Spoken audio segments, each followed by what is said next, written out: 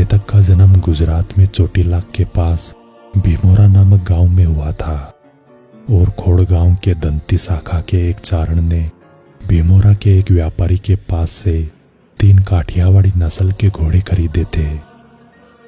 चारण व्यापारी ने इन काठियावाड़ी नस्ल के तीनों घोड़ों चेतक, त्राटक और अटक को अच्छे से प्रशिक्षित किया और प्रशिक्षण के बाद उन्हें लेकर मारवाड़ आया।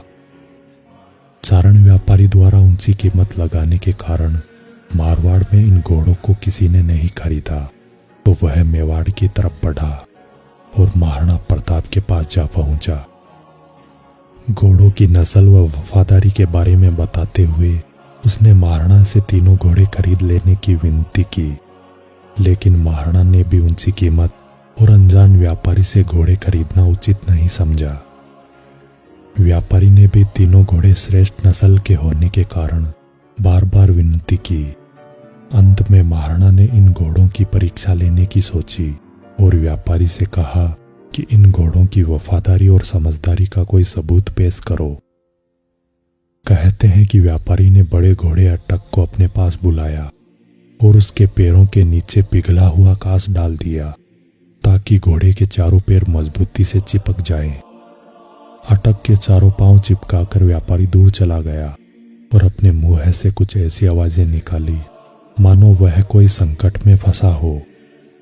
कहते हैं कि अपने मालिक की आवाज सुनकर अटक ने इतनी जोर से छलांग लगाई कि उसके चारों पैर उस कांच में ही फंस कर रह गए और उसका धड़ कुछ फीट दूर जाकर गिरा। यह दृश्य देख हर व्यक्ति स्तब्ध रह गया। स्वयं महाराणा की आंखों से अश्रुधारा बहने लगी। उन्हें इस घटना का बड़ा पश्चाताप हुआ और उन्होंने बाकी के 2 घोड़े त्राटक और चेतक उस व्यापारी से खरीद लिए। महाराणा ने चेतक अपने लिए रखा और त्राटक अपने छोटे भाई शक्ति सिंह को दिया। इससे आगे का इतिहास हम सब जानते हैं। हल्दी घाटी युद्ध में महाराणा प्रताप को अपनी जान पर खेलकर बचाने वाला यह मूक पशु इतिहास में अमर हो गया। वज्र के समान हृदय वाले महाराणा प्रताप भी अपने प्रिय घोड़े चेतक की मृत्यु पर फूट फूट कर रोए थे। दोस्तों, महाराणा प्रताप के घोड़े चेतक से जुड़ा यह अनसुना किस्सा आपको कैसा लगा?